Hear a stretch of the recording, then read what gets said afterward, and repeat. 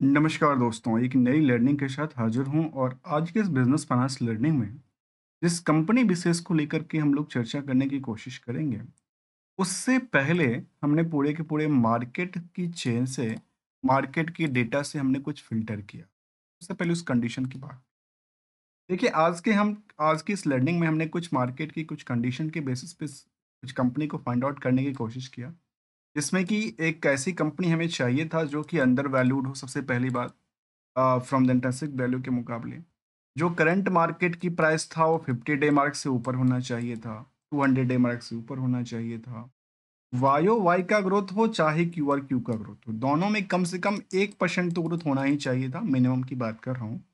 और मल्टीपल की यदि आप अर्निंग पे ईपीएस के अकॉर्डिंग देखते हैं तो करीब 50 मल्टीपल से ज़्यादा नहीं होना चाहिए था और 500 करोड़ की कंपनी कम से कम होनी चाहिए।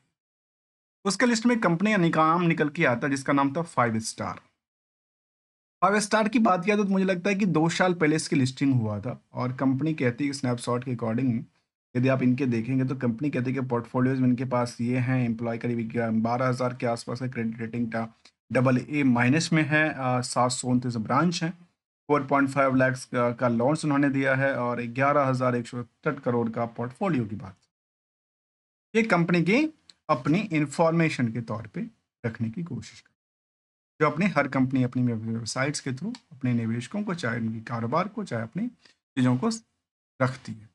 यदि कंपनी के हम सर्विस सेक्टर को लेकर चलें, कंपनी ने जो अपनी वेबसाइट पे मेंशन किया हुआ है, इसमें small loan for the business and other purpose के लिए एक ही इनके पास सर्विसेज हैं, अर्थात ये लोन प्रोवाइड करने वाली कंपनियां हैं। कंपनी कहती है कि ये जो लोन देती है वो करीब करीब टाइपिकली जो कहते हैं जो बिटवीन द 1 लाख से लेकर के और 10 लाख के बीच में लोन देती है और वो भी मैक्सिमम जो है वो 7 सालों तक ही लोन देती है।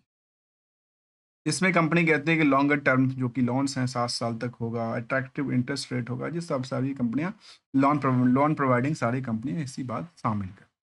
हम जानने के प्रति सबसे पहले चलते हैं पीयर्स के कंपैरिजन करने के लिए, क्योंकि काफ़ी सारी कंपनीज लिस्ट में हैं। एनबीएफसी के अंदर की बात करूं तो इसमें बजाज फाइनेंस हो, बजाज फिनसर्व, बोजियो फाइनेंशियल्स हो, बजाज होल्डिंग्स हो, चोलामन फंड इन्वेस्टमेंट हो, या फिर श्रीराम फाइनेंस हो, मुथूट फाइनेंस, काफ़ी सारी कंपनी इसमें आती है।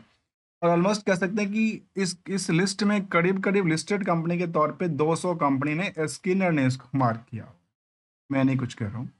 यदि आप इनकी पी रेशियो को देखेंगे तो कुछ कंपनियों के स्टॉक प्राइस के मुकाबले देखा जाए तो 5 स्टार की हम बात कर रहे हैं, 5 स्टार बिजनेस फाइनेंस का, तो इसमें देखा गया करीब मल्टीपल में 20 के आसपास रहा है। डेट्स कंपनी का कंपैरिजन टू द बजाज हो, चाहे आप दिग्गज के तौर पे श्रीराम को ले लें, उसके कंपैरिजन इनका डेट्स भी काफ़ी कम है। करंट मार्केट की प्राइस के मुकाबले भी कंपेयर करेंगे तो कुछ प्राइस के मुकाबले तो मार्केट रेस में है, तो कुछ के अकॉर्डिंग सस्ता भी जिक्र कर। बट इन सभी लिस्टों के अकॉर्डिंग देखा जाए तो यहाँ पे इंट्रिंसिक वैल्यू के मुकाबले अंडर वैल्यूड स्टॉक की श्रेणी में मिलता है।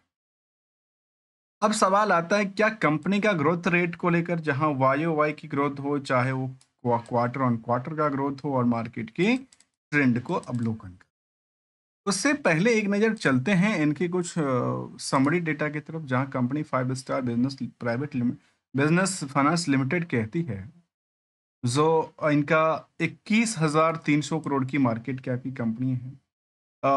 बुक वैल्यू के मामले से हमने देखा कि मार्केट रेश में है, इंटरेंसिक वैल्यू से मार्केट आज भी अंडर वैल्यूड की श्रेणी में जिक्र करता है।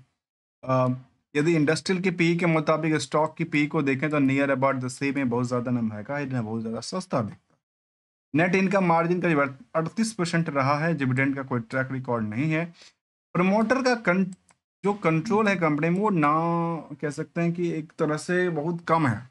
ये थोड़ा सा इन कंपनी के लिए कह सकते हैं कि डिमेरिट बनता है, लेकिन डिमेरिट कई बार नहीं भी बनता है, क्योंकि कुछ मार्केट में ऐसी भी कंपनियां हैं जो कंप्लीटली पब्लिक होल्डिंग में रहती है। हो सकता है पब्लिक ही उसमें पब्लिक जो प्रमोटर थे वही इसमें कन्वर्ट हो जाते हैं। यदि ईयर एंड ईयर बेसिस की मुताबिक आप इनको देखते हैं तो साल दर साल कंपनी का सेल्स में बढ़ोतरी था, प्रॉफिट एक स्टेबिलिटी के स्टेबल है। स्टॉक प्राइस सीजीआर पिछले 1 साल से बहुत ज़्यादा रेस में तो नहीं है, पर 3% ही बढ़ा है। जबकि रिटर्न ऑन इक्विटी को लेकर देखा जाए तो यहाँ पे ऑन एवरेज 18% तक की रिटर्न क्रिएट करती है। तो कंपैरिजन करने के लिए भी चलेंगे, किससे? इनके क्यू और क्यू को और वाई ओ वाई को। यदि पेयर से कंपेयर करते हैं इनकी वाई ओ वाई डेटा को, ये हमारा है वाई ओ वाई डेटा, जहाँ बाकी कंपनियों के ऑन एवरेज से कुछ कंपनी से थोड़ा सा ज़्यादा परसेंटेज ऑफ ग्रोथ होता हुआ है, तो कुछ कंपनी से थोड़ा सा कम भी हुआ है। नेट इनकम जो प्रॉफिटेबिलिटीज था उसको लेकर भी हमने देखा 26% तक।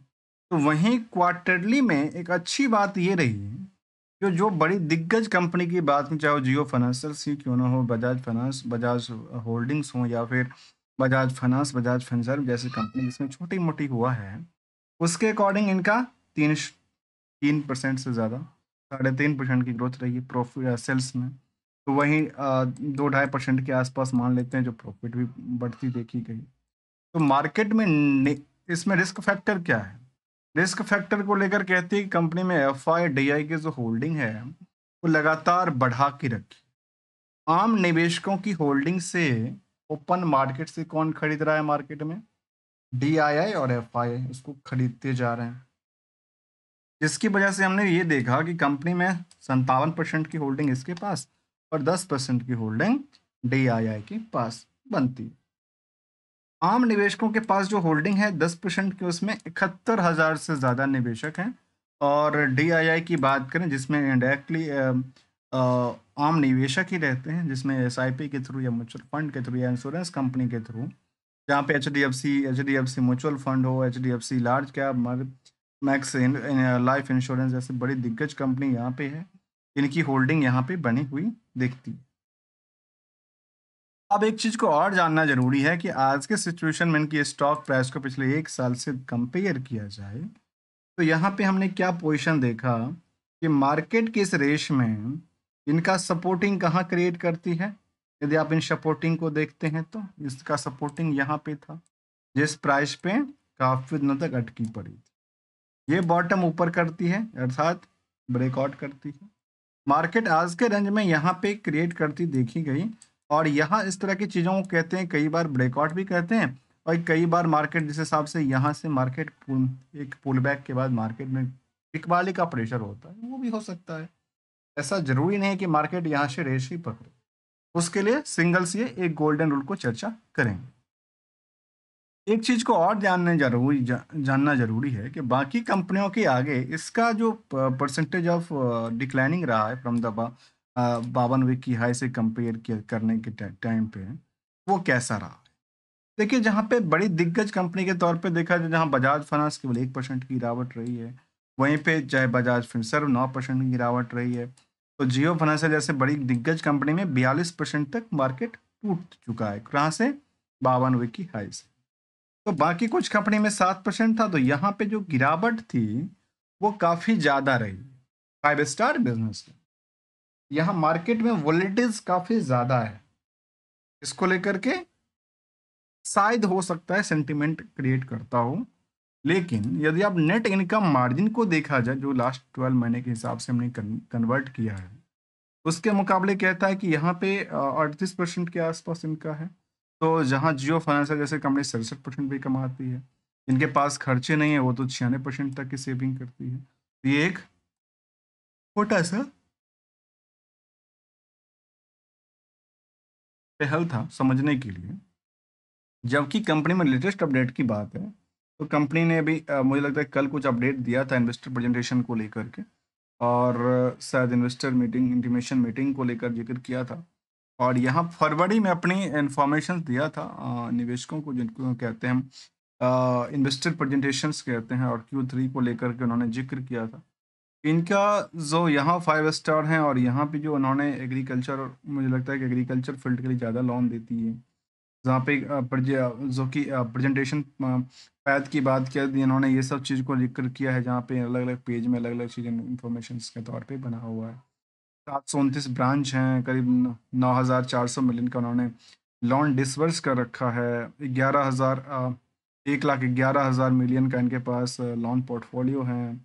ग्रोथ एनपीए की यदि बात किया तो 1.62% रहा है।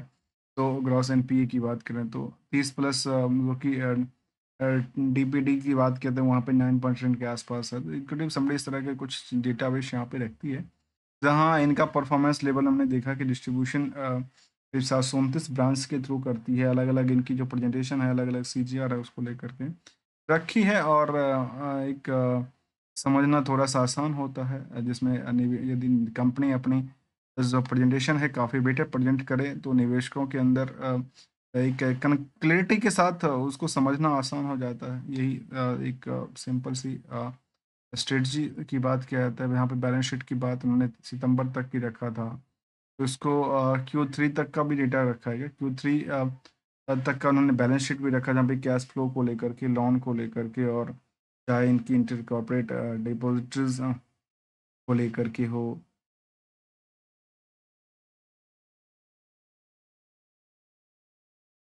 कंपनी के ओवरव्यू के तौर पे कंपनी 1984 से स्टार्ट होकर के आजकल अ, उच्चतम लेवल पे कामकाज करती देखी गई है। जो उनकी ब्रांच का काम या फिर अदर चीज़ों से इनका जो अपनी लोन प्रोवाइड करके, छोटे जहाँ पे 1 लाख से लेकर 10 लाख तक की कंपनी लोन देती है। तो ये हमने एक नज़र यहाँ पे समझने की कोशिश की। अब एक चीज़ को और जानना ज़रूरी है कि कंपनी में रिस्क फैक्टर भी है, रिवार्ड के एक्सपेक्टेशंस भी हैं। तो देखिए, अभी तक के मुताबिक जिस टाइम फ्रेम से आप कंपेयर करेंगे लास्ट वीक से, 2 वीक से, 1 मंथ से, उसके मुताबिक तो मार्केट में कुछ टाइम फ्रेम में मार्केट में सेंटिमेंट नेगेटिव डालता है कई बार, और कई बार ये प्रॉफिट की तरफ दिखाता है, पॉजिटिव रहता है, कई बार नेगेटिव रहता है। ये एक टाइम फ्रेम की बात है। और अक्सर कहता हूँ कि एक गोल्डन रूल हमेशा याद रखना चाहिए। गोल्डन रूल क्या कहता है? गोल्डन रूल हमेशा ये कहता है कि money is everything, secure and safe for the better tomorrow. और साथ में एक चीज़ को और याद रखना चाहिए, यदि प्रॉफिट दिखता है ना, तो प्रॉफिट को लपेटने की ज़रूरत है। और लगातार होती हुई लॉस में 2 ही कंडीशंस अप्लाई हो सकते हैं। यदि अच्छी प्रोडक्ट है तब तो आप लंबे पीरियड तक होल्ड कर सकते हैं, अदरवाइज लॉस बुक करना ही बेहतर होता है। अदरवाइज तो फिर आपकी कैपिटल को सेविंग करना ज़रूरी है। Be careful, be aware, then every company, every stocks, चाहे एवरी प्रोडक्ट हो। ये एक गोल्डन रूल कहता है, जो मार्केट हो, पर्सनल लाइफ हो, हर जगह अप्लाई हो सकता है। मिलेंगे कुछ नई लर्निंग के साथ, न्यू स्ट्रेटजी के साथ। तब तक के लिए thanks for the joining us.